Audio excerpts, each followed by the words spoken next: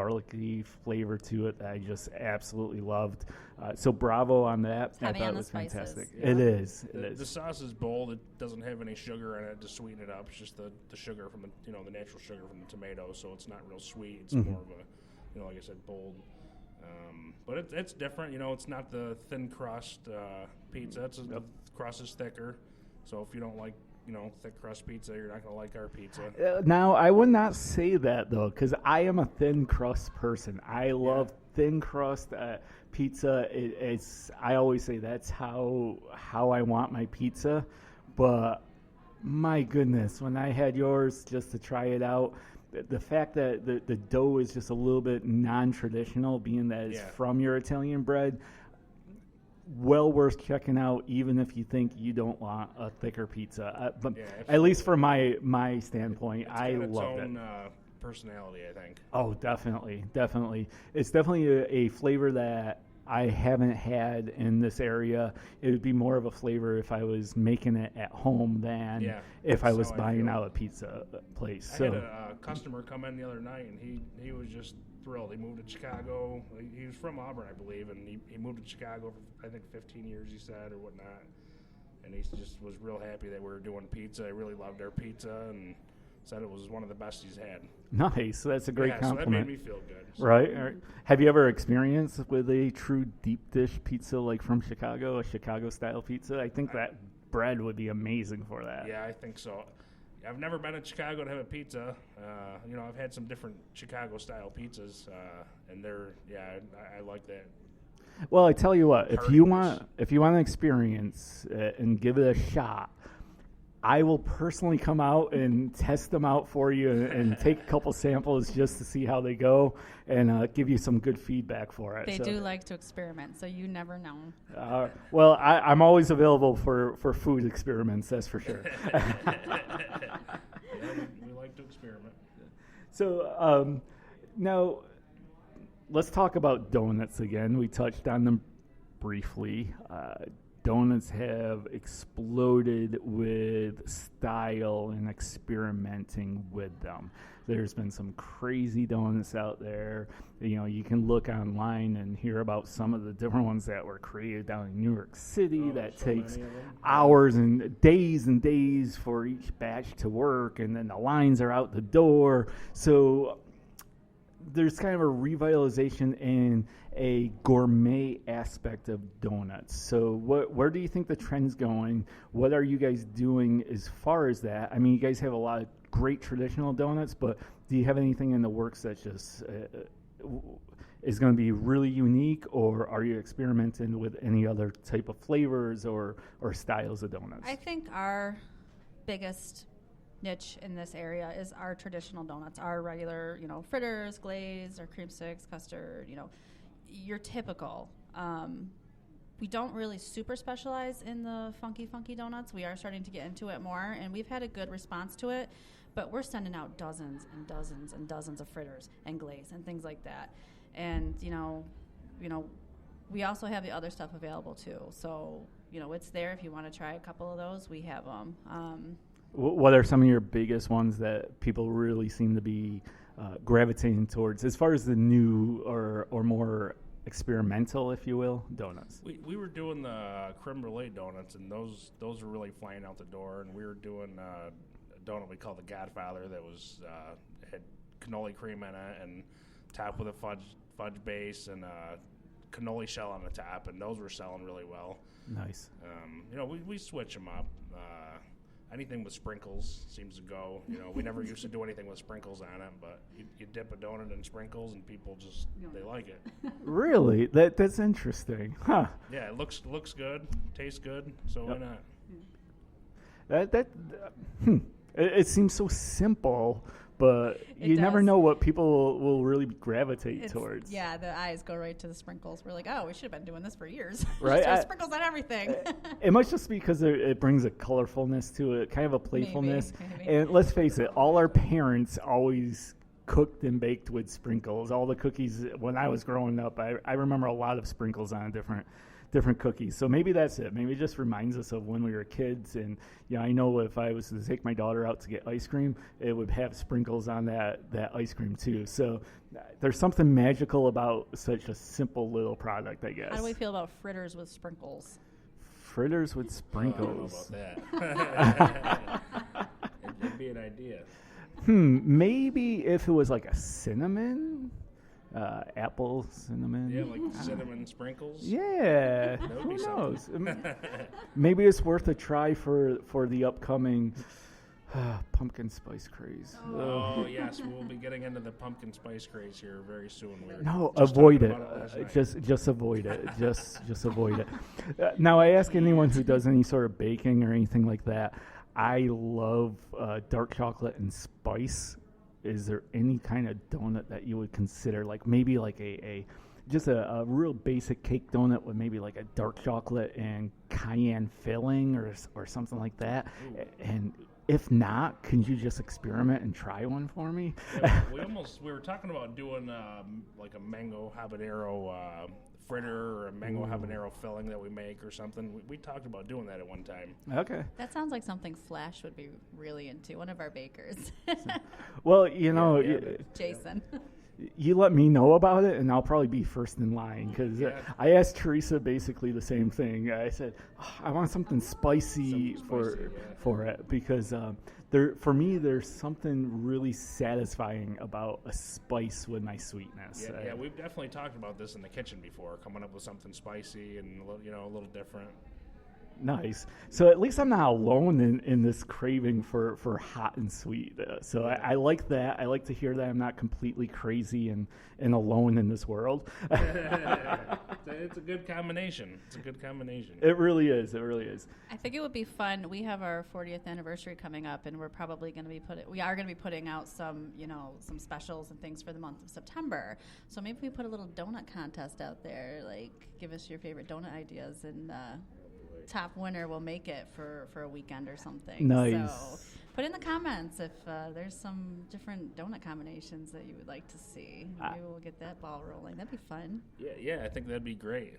I like that idea. There's actually a sandwich shop out in Syracuse that every year they have a contest for the next sandwich of the year, and it's really, really well received. They end up making a little contest. You give an idea, and the winning donut is usually named after that person somehow. Oh, that's a good idea. Simple Roast does something like that. They ask their customers on Facebook for different ideas, and then they'll make it up. Whatever one wins, they'll make it up. Or what do they got? A contest on a card with all the different flavors, and then if you fill it all out, you win the T-shirt. Yeah, see, this is what I love about talking about local companies. No one feels like they're in competition. You're sharing stories about other companies. We carry Simple Roast coffee, so fantastic. Support Simple Roast; they're amazing, and they carry our donuts at their kiosks. So next time you go around to get your coffee, ask for a donut. There you go. And, so when you come into us, get some coffee. So Simple Roast and donuts, and it's always nice when you go into a local bakery and they have good coffee. One of the things I always find disappointing is when I go to a great bakery and then the coffee is not that great to go along with it because we have you covered. I'm glad to hear you have me covered on that, and a new stop that I can go and get something sweet with coffee. So you'll probably see me a little bit more, possibly. That sounds exciting. So all right, well, we should probably move this along a little bit. Besides the pizza, we talked about the pizza. We talked about donuts, but I also know that you might be having some other big things coming our way. I know you've talked briefly about it in the past, but we've hinted at it. You have. So let's talk about some new projects that you are considering. Well, we have the plans. We have the big construction plans. We are not moving. We are to be knocking down our current building and building a gorgeous brand new one behind it. So we'll be sitting a little further back. Okay. We're going to have a nice big parking lot. That'll be nice. And we are also implementing a drive-through. So if you're excited about a drive-through, put in the comments how excited you are, please, because we are going to have food. We're going to be offering food. We'll Now, hopefully what be able type to have of- our pizza all day, light sandwiches. Light sandwiches. Yeah, we're gonna offer light food fare. We're gonna do definitely breakfast foods. We're gonna Okay.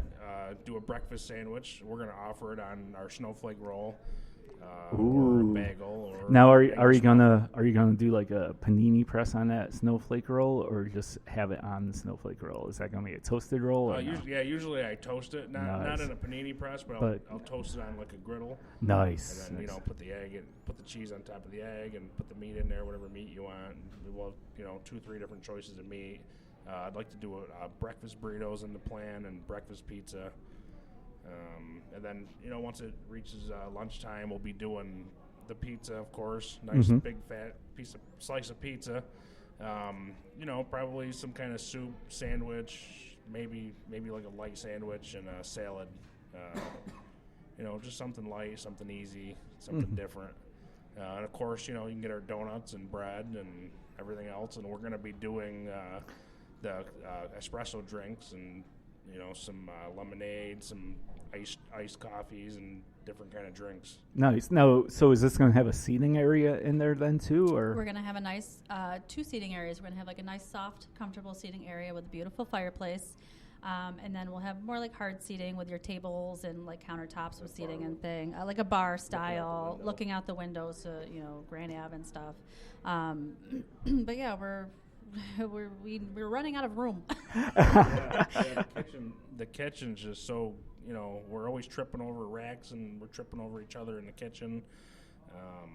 We could be so much more efficient with a new, updated everything.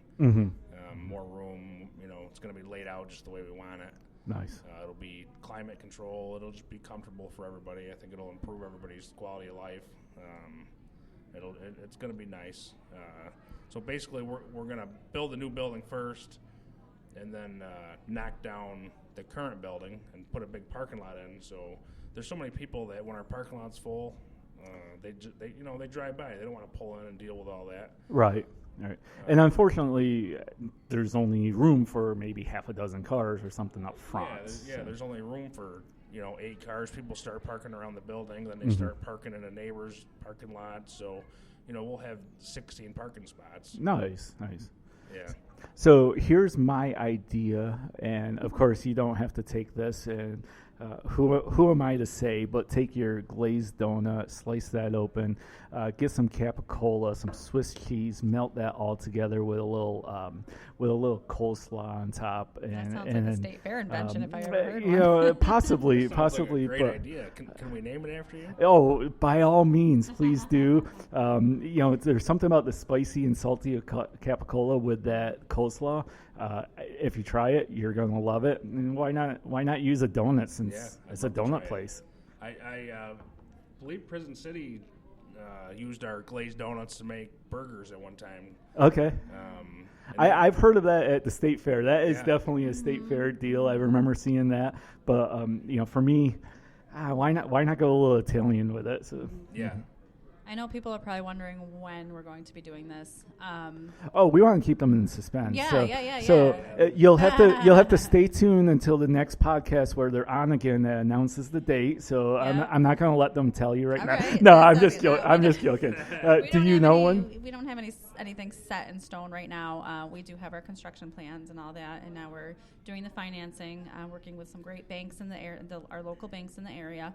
And we're working on that right now. And then we have to work around our holiday schedule and all that stuff to kind of get construction going, because Christmas and Thanksgiving are our 2 biggest holidays of the year, and we want to make sure we try to fit those in this year without having construction get in the way. So basically, it's either going to start this fall or more than likely it'll start in the spring. Okay. Well, that's really not that far off, considering we're basically in September. So, hopefully within the next 6 months, we're going to see some big construction. Now, do you plan on staying open? Are you going to be able to stay open during it, or no? When it's time to knock down our building, we will have to close. We will keep our wholesale open, which means the local businesses will still be selling our stuff. You'll be able to get stuff from like the convenience stores and things like that.